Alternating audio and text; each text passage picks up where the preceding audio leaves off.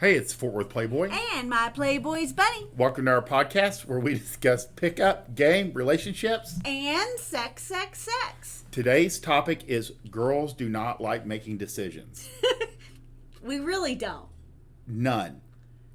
Ideally. Yeah. If you don't have to. Yeah. And I almost always couch this, and I try to convey it, and it might not come across on Twitter, because I probably say it at least once a day.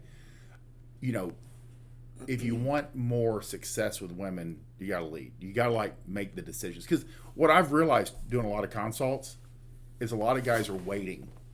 Oh, yeah. For women to give a signal or make a move or blink their eyes twice or it's true. Say the magic word. Now, none of these things are real, but the guys are waiting. Yeah. And sometimes they're waiting till the attraction expires.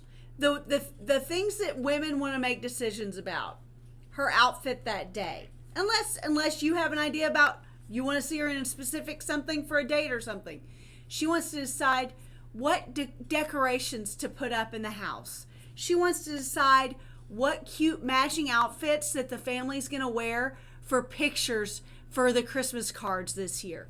These are the decisions that women want to make, but nothing else. Nothing else. In framing it, what I try to convey to men is, on a date, you've got to make it all happen. Yeah.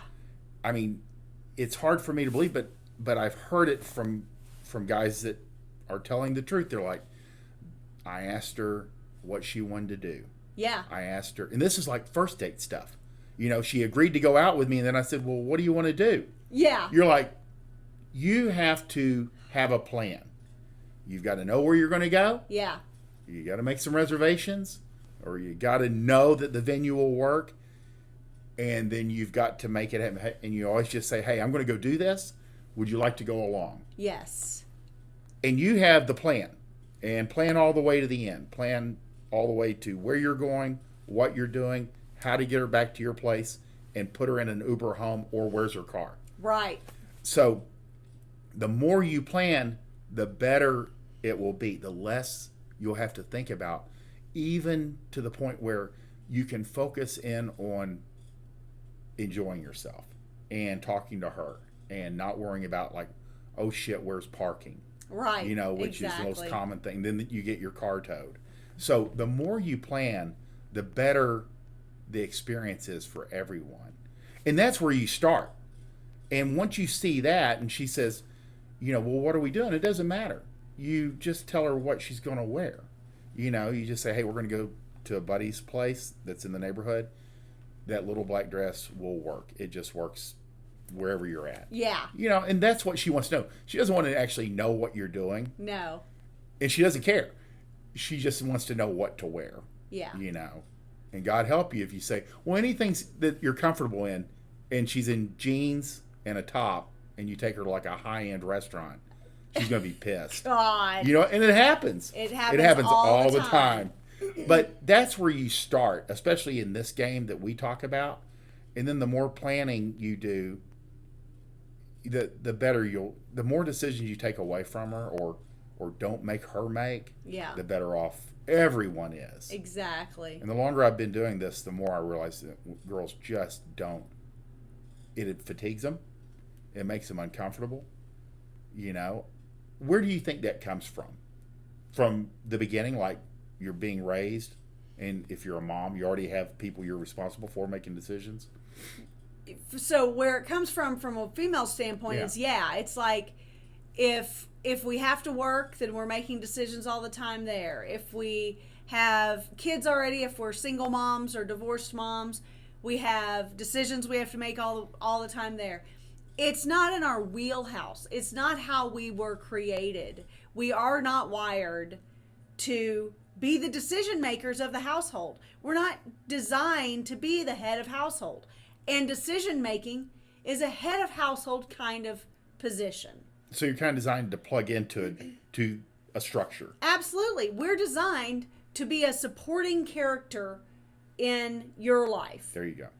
So, I mean, we've met with girls who, have kind of been venting to us about first, second, third dates where it's like, you know, she's excited to go out with him. And then he says, well, what do you want to do? And she actually, by the time they actually meet up, she's made the reservations. She's decided what they're going to do. She's made the reservations. She's essentially told him where to park. And it's a dream killer. And those guys do not get fucked. It's a chore. Yeah. It's a chore. But again, this goes way beyond first date. Yes. I mean, I think that's the whole point of this podcast is you have to start there and just never stop, because girls do not want to make decisions on the first date or the 1001st or any of the decisions in between. Even for the married guys, let's say married with kids in the house and in school. Right. What kind of decisions does she not want to make? Well, like we've talked about before, it's like she doesn't want the burden of responsibility on her shoulders. So if it's a decision about, let's say, the children being in this activity or this sport or taking this lesson or attending this school, which house is better for them to live in, which school district is better for them to live in. If it's wrong, if it turns out wrong, the burden of it all being on her shoulders is just too much for her to think about. It's just too much. That's not how we are geared. You know, you guys are geared to take the weight of the world on your shoulders. That's how you were built. But whenever you say, well, baby, which house do you like? I don't care. Which house do you want? Then if it's wrong, even if it's just her perception that it's wrong, or her perception that not everyone was happy with the decision, or her perception that if she would have chosen the other house, it would have been a different school district and better opportunities for this or that, or it would have been closer to so-and-so's best friend. Any of these things on her is too much. And I've thought about this. I mean, other than like, I'm sure the school district is an argumentative point because, like you said, men don't think about it. Right. As much. You know, Right. I mean, some guys do. They think about, the sports or, the academic. Yeah. But I think that if he picks a mediocre or low-end school district and chooses the house, it's more forgivable.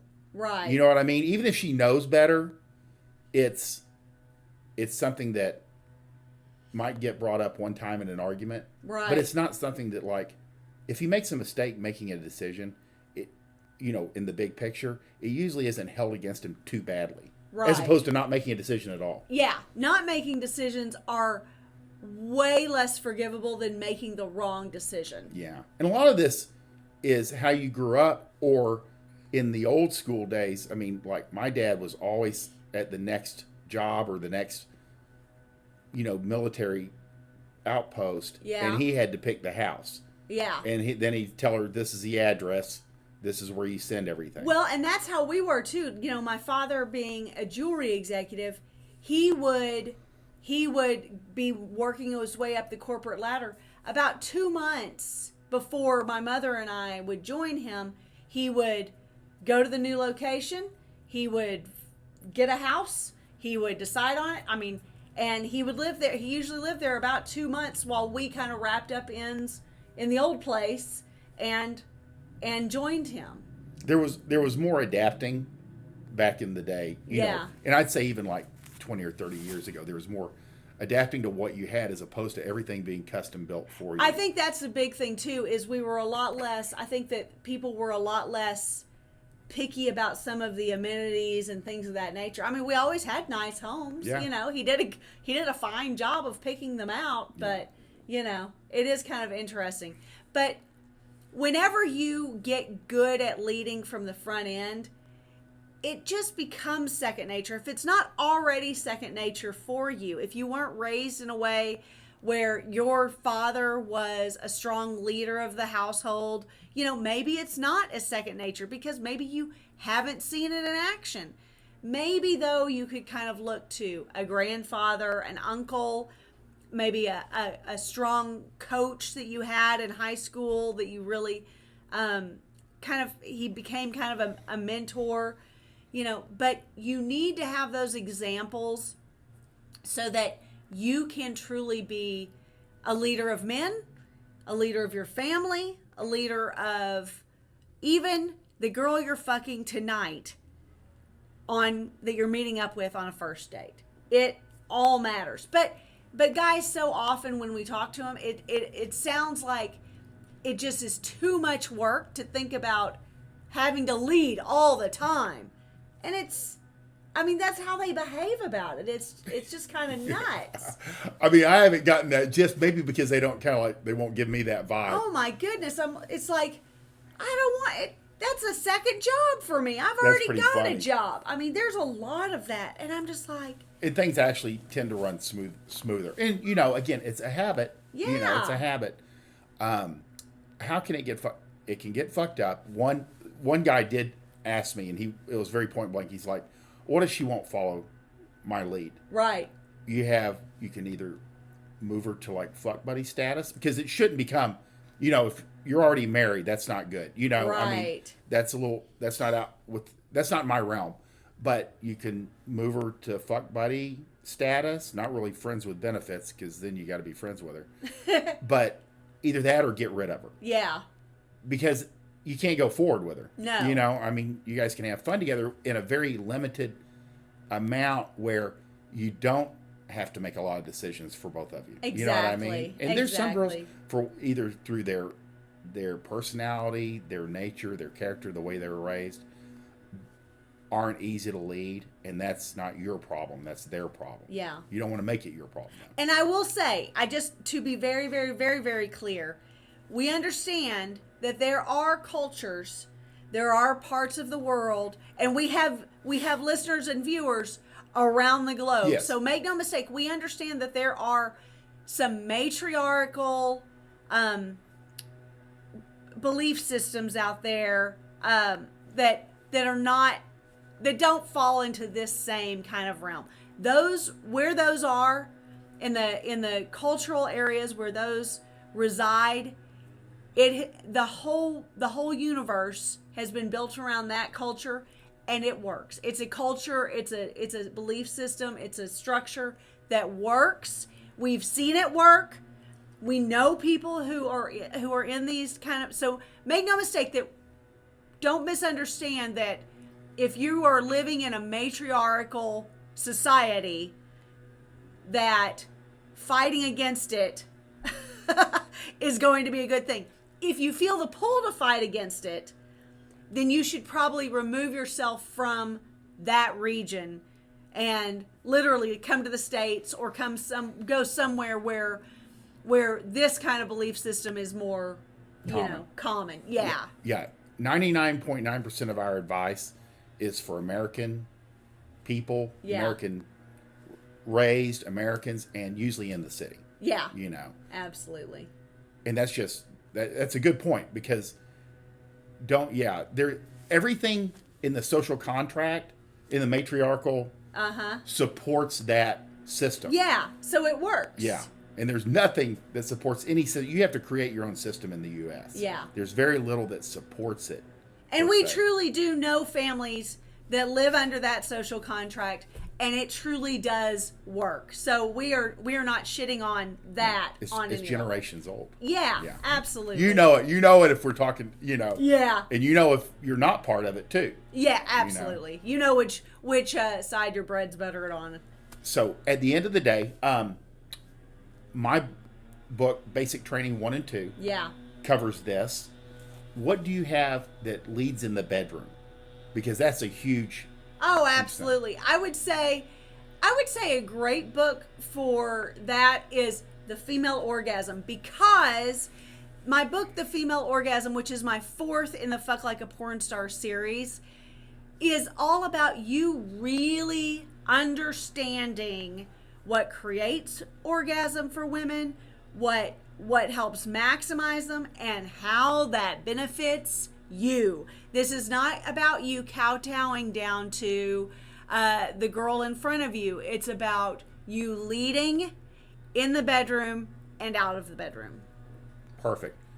If you like this podcast, please like, subscribe, share with your friends. We do not take your time lightly, and we appreciate you spending it with us. And all of the compliments and comments and kudos that you send us through the comments, through DMs, through meeting up with us. You know, we have people who reach out to us that want to do consults, mainly just because it's cool to talk some stuff out with us. And we do not take that lightly. It's a great compliment to us that you trust our judgment and you trust our opinions on things of relationship, pickup, dating, marriage, child parenting, and of course, sex.